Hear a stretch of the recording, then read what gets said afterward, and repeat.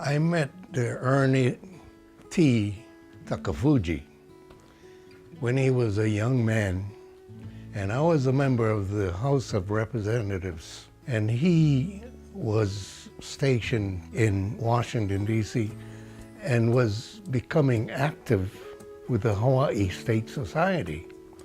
From the very beginning, I sensed that he was a person who cared. When I first met Ernie, I noticed that he had Hawaii emanating out of everything he did. Ernie is always the one that will grab you and tell you his ideas to be more involved with what's happening in the community. That is what I feel really sets him apart. Ernie not only gives his own time to causes he feels strongly about, but encourages others to get more involved as well. At that time, I really didn't know about his military work, but what I read after that and what I see in his resume now, you know, it's outstanding. Ernie will leave our future generations better off by creating stronger networks and institutions in everything he does. The UH Alumni Association here in Washington, D.C. hosts interns every summer, a program that Ernie has been very involved in since it started. In doing this, Ernie is helping create opportunities for the next generation of UH graduates and opening doors that may not have been previously available to them. And for me, his resume is a legacy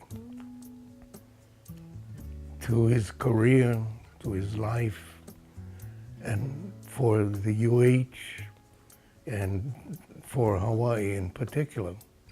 Together, Ernie and his wife Carol continue to spread the aloha spirit throughout the Washington, D.C. area. I am proud to have the chance to be involved with this tribute and call myself an alum of the same university.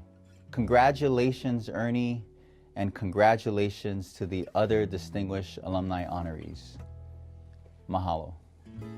Ernie, mahalo nui loa for all you've done for the people of this world. I look upon you as a person who has made a global impact.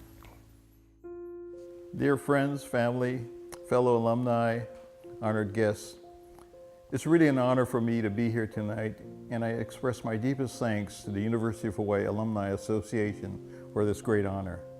I also would like to congratulate the other awardees tonight. As you know, my career extends both across the military and civilian sectors.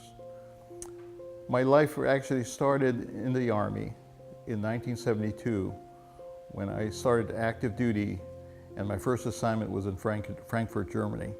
I thought it was going to be a 3-year career into the Army, but I ended up with 30 years on a wild ride with the Army and with the Department of Defense. Following my time with the Army, I also joined the National Institutes of Health. At the National Institutes of Health, I was able to also continue serving my country, but in a different capacity. In this capacity, I was really a director of research programs, and they included subjects such as terrorism, biodefense, emerging infections, and national security. As I reflect back on my times growing up, spending time in Hawaii as well as on the mainland, you start to think about the people in your life that made a difference to you. I'd like to start by saying a few words about my parents. My parents, Charles and Akiko Takafuji, recognized very early in my life the importance of education. And as a result, I spent the best years of my life growing up in both public as well as private schools here in Hawaii. From there, I went on to medical school and did so many other things. But it was always the sense of national service that continued to grow in my mind. And that's why in 1972, I joined the Army voluntarily. This was when the Vietnam conflict was scaling down, the draft was over, but I still had this compulsion to serve my country, and I did that. Well, after 43 years of federal service now, I find myself here receiving this great honor. And I thank my parents for the fact that they were always with me in spirit and always there. And this honor tonight is really to honor my parents for their unconditional love and never losing faith in me. But I also want to express my thanks to the friends and family who are with me here tonight, as well as those who helped me along the way during the most difficult times in my life. I have a special guest here tonight. It's Byron Shorter, who is president of the University of Hawaii Alumni Association chapter in Washington, D.C.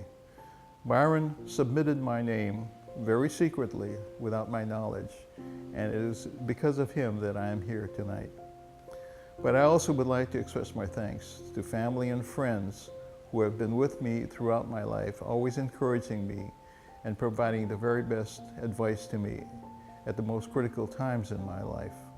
I owe a special sense of appreciation to someone who has been very close for me for almost 50 years, and that is my dear wife, Carol.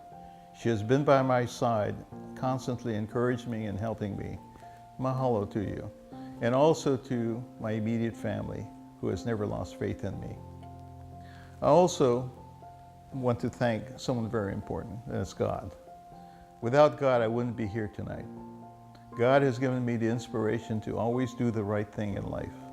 And He has also made it possible for me to have a most successful career in both the military and civilian settings.